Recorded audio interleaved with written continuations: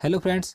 स्वागत है आप सभी का आपके अपने यूट्यूब चैनल जीके ट्रैक में। तो दोस्तों, जैसे कि आप सभी को मालूम होगा, मैं आपके लिए प्रत्येक वीडियो में आपके आने वाले एग्जाम के लिए महत्वपूर्ण क्वेश्चन लेकर आता हूं। तो आज के इस वीडियो में आपके लिए साइंस के 25 वेरी इंपॉर्टेंट क्वेश्चन लेकर आया हूं, जो कि पिछले कई परीक्षाओं में पूछे गए हैं। तो इसलिए वीडियो को बिना स्किप किए अंत तक पूरा देखते रहिए। और अभी तक अगर आपने हमारे चैनल को सब्सक्राइब नहीं किया है तो प्लीज़ चैनल सब्सक्राइब कर लें। साथ ही उसके साइड में उस बेल आइकन को जरूर दबा दें, ताकि जब भी हम आगे वीडियो अपलोड करें आप हमारे वीडियो सबसे पहले देख सकें। तो चलिए वीडियो शुरू करते हैं। तो आज का हमारा पहला क्वेश्चन है, मानव शरीर में कुल कितनी हड्डियां होती हैं। देखिए, काफ़ी आसान क्वेश्चन है, आप सभी को पता भी होगा।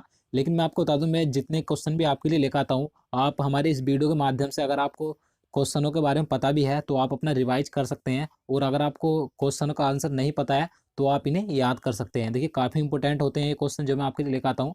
तो यहाँ पर इसका राइट आंसर ऑप्शन बी हो जाएगा, 206। मानव शरीर में कुल 206 हड्डियां होती हैं।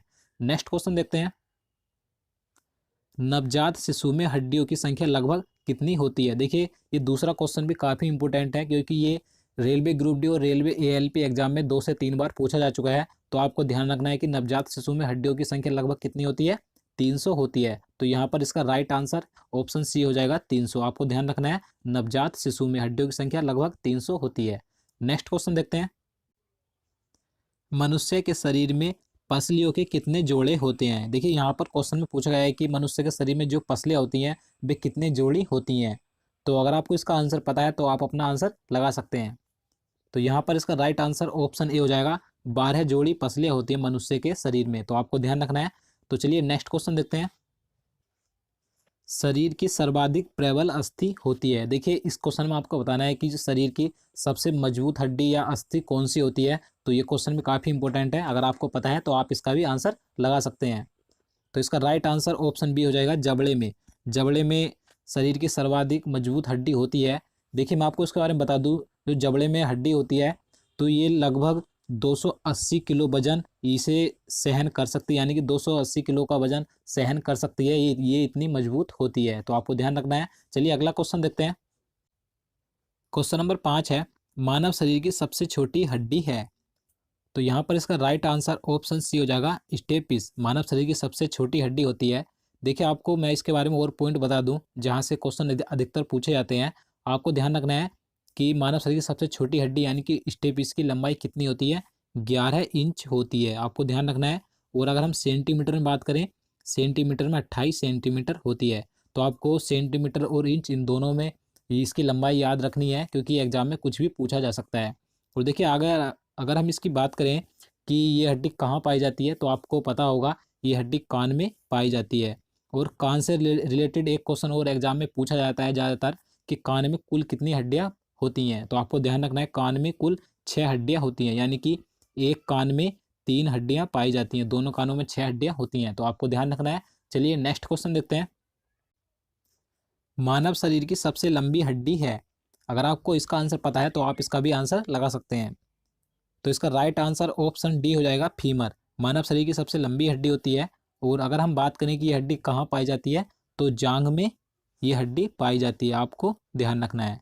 चलिए नेक्स्ट क्वेश्चन देखते हैं, ह्यूमरस अस्थि कहाँ पाई जाती है। आपको बताना है कि ये जो हस्ती हड्डी होती है ह्यूमरस, ये मानव शरीर के किस अंग में पाई जाती है। तो यहाँ पर इसका राइट आंसर ऑप्शन सी हो जाएगा, ऊपरी भुजा। देखिए, जो हाथ होता है तो हाथ की जो ऊपरी भुजा होती है वहाँ पर ह्यूमरस अस्थि पाई जाती है। अगला क्वेश्चन देखते हैं, टीबिया नामक हड्डी किसमें पाई जाती है। तो इसका राइट आंसर ऑप्शन बी हो जाएगा, टांग। टांग में पाई जाती है टीबिया नामक हड्डी। आपको ध्यान रखना है। चलिए अगला क्वेश्चन देखते हैं, क्वेश्चन नंबर 9 है, दांतों तथा हड्डियों में पाए जाने वाला तत्व है। आपको 4 ऑप्शन दिए गए हैं, अगर आपको इसका आंसर पता है तो आप अपना आंसर लगा सकते हैं। तो इसका राइट आंसर ऑप्शन सी हो जाएगा, कैल्शियम व फास्फोरस दांतों तथा हड्डियों में पाया जाता है। ये वेरी इंपॉर्टेंट है, ये क्वेश्चन कई बार एग्जाम में पूछा गया है, तो आपको ध्यान रखना है। चलिए नेक्स्ट क्वेश्चन देखते हैं, वृद्धावस्था में मनुष्य की हड्डियां क्यों कमजोर हो जाती हैं। यानी कि बुढ़ापा आने पर मानव शरीर की सभी हड्डियां कमजोर पड़ जाती हैं। तो इसका रीजन बताना है किस कारण से हो जाती हैं। तो इसका राइट आंसर ऑप्शन सी हो जाएगा, कैल्शियम की कमी के कारण बुढ़ापा आने पर मानव शरीर की हड्डियां कमजोर हो जाती हैं। तो आपको ध्यान रखना है। चलिए अगला क्वेश्चन देखते हैं, अस्थि में कौन सा लवण सर्वाधिक मात्रा में होता है। देखिए, आपको बताना है कि अस्थि यानी कि हड्डी में कौन सा लवण पूछा गया है यहाँ पर, ना कि तत्व। अगर आपसे तत्व पूछा जाता है, मैं आपको पहले बता चुका हूँ, फास्फोरस और कैल्शियम पाया जाता है। और यहाँ पर लवण पूछा गया है, तो इसका राइट आंसर ऑप्शन ए हो जाएगा, कैल्शियम फास्फेट पाया जाता है। तो आपको ध्यान रखना है। चलिए नेक्स्ट क्वेश्चन देखते हैं। अस्थियों एवं पेशियों को आपस में जोड़ता है। देखिए काफ़ी अच्छा क्वेश्चन है ये। तो यहाँ पर इसका राइट आंसर ऑप्शन बी हो जाएगा, टेंडन। देखिए ये जो टेंडन होता है, ये अस्थियों और पेशियों को आपस में जोड़ने का कार्य करता है। तो आपको ध्यान रखना है, काफ़ी इंपॉर्टेंट क्वेश्चन है ये भी। चलिए अगला क्वेश्चन देखते हैं। मनुष्य के जीवन काल में कितने दांत 2 बार विकसित होते हैं? तो अगर आपको इसका आंसर पता है तो आप इसका भी आंसर लगा सकते हैं। तो इसका राइट आंसर ऑप्शन बी हो जाए, सॉरी सी हो जाएगा, 20। 20 दांत मनुष्य के जीवन में 2 बार विकसित होते हैं, यानी कि 2 बार जमते हैं। तो आपको ध्यान रखना है। चलिए अगला क्वेश्चन देखते हैं। मानव शरीर में पाचन का अधिकांश भाग किस अंग में संपन्न होता है? देखिए इस क्वेश्चन में पूछा गया है कि भोजन का जो सर्वाधिक पाचन होता है वह शरीर के किस अंग में होता है? तो यहाँ पर इसका राइट आंसर ऑप्शन सी हो जाएगा, छोटी आंत। देखिए छोटी आंत में सर्वाधिक भोजन का पाचन होता है, आपको ध्यान रखना है। तो देखिए आपको एक पॉइंट और ध्यान रखना है कि छोटी आंत की जो लंबाई होती है लगभग 6 से 7 मीटर इसकी लंबाई होती है। तो आपको ध्यान रखना है। चलिए नेक्स्ट क्वेश्चन देखते हैं। क्वेश्चन नंबर 15 है, शरीर के लिए एंजाइम आवश्यक होते हैं क्योंकि? तो इस क्वेश्चन में बताना है कि क्यों होते हैं एंजाइम हमारे शरीर के लिए आवश्यक। तो यहाँ पर इसका राइट आंसर ऑप्शन डी हो जाएगा, यह जीव रासायनिक क्रियाओं के उत्प्रेरक है, इसीलिए ये हमारे शरीर के लिए आवश्यक होते हैं। चलिए नेक्स्ट क्वेश्चन देखते हैं।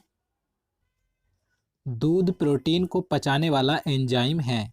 इस क्वेश्चन में पूछा गया है कि जो दूध में प्रोटीन होता है उसको पचाने वाला एंजाइम कौन सा है? तो यहाँ पर इसका सही आंसर ऑप्शन सी हो जाएगा, रेनिन। तो आपको ध्यान रखना है, ये भी काफ़ी इंपॉर्टेंट है। चलिए नेक्स्ट क्वेश्चन देखते हैं।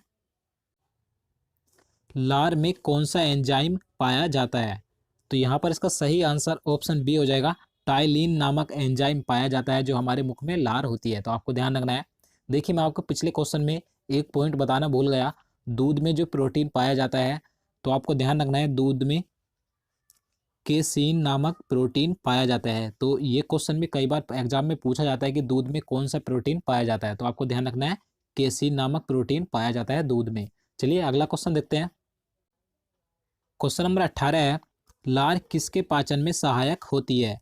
तो ये स्टार्च के पाचन में सहायक होती है, तो इसलिए यहाँ पर इसका सही आंसर ऑप्शन बी हो जाएगा, स्टार्च। अगला क्वेश्चन देखते हैं। पित्त निम्न में से किसके द्वारा पैदा किया जाता है? देखिए ये क्वेश्चन कई बार एग्जाम में पूछा जाता है और आपसे आने वाले एग्जाम में कभी भी पूछा जा सकता है। तो यहाँ पर पूछा गया है कि पित्त किसके द्वारा पैदा किया जाता है या पित्त कहाँ से स्रावित होता है। तो इस प्रकार के 2 क्वेश्चन पूछे जाते हैं, स्रावित भी पूछ लिया जाता है। तो आपको ध्यान रखना है कहाँ से स्रावित होता है, ये यकृत से स्रावित होता है, यानी कि यकृत से पैदा होता है। तो आपको ध्यान रखना है। तो अगला क्वेश्चन देखते हैं।